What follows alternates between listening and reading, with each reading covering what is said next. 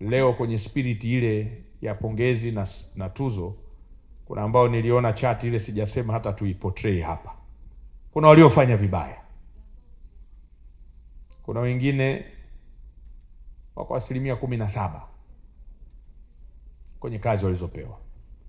Kuna wengine ndio waliokimbia ambao SUMA ikaja kurescue. Kuna wengine mpaka hivi tunavyozungumza site hawajawahi kukanyaga,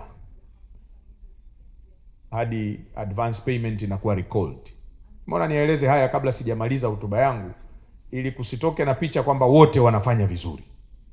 Tunao wanaofanya vibaya. Sasa safari ijayo kwenye shughuli kama hii tuwataje ili nao waweze kujua kwamba wamefanya vibaya. Na hapa mimi mnavyonijua nimejizuia sana kuwataja.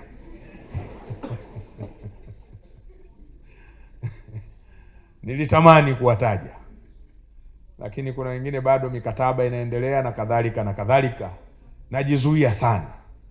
Lakini kwa kweli hawana mfano mzuri, sababu wananchi wale ambao walipewa wao hawa wakandarasi wamepewa kazi kupeleka umeme kule, wao wanachosubiri ni umeme. Wanachoamini kwamba umeme ulitakiwa umewaka, lakini mpaka leo haujawaka. Safari ijayo sisi tutaportray ile chati hapa ili waweze kujijua. Na wale niseme tu hapa wazi, mnajijua wenyewe, sijaja mmewalika mjawalika. Wale waliofanya vibaya wapo hapo, hakuna kupewa kazi yoyote nyingine.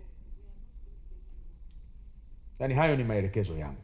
Yani hata ukiona kazi imetangazwa, wewe hata usiombe. Yani ukiona tu kazi imetangazwa usiombe.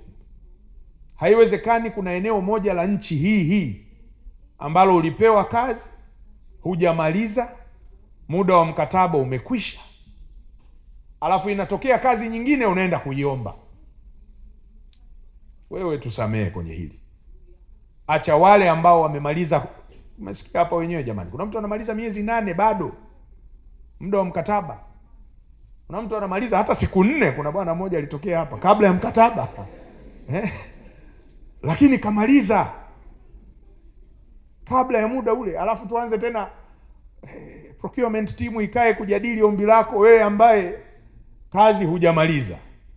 Hawa mkurugenzi mtendaji, zikitangazwa kazi watupishe, kwa sababu Wagogo wanamsemo kwamba probably they beat more than what they could chew.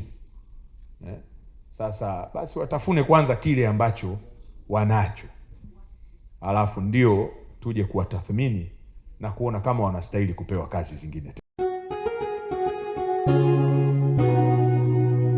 Kasako Media, tunaangazia maisha, tunaandika kesho.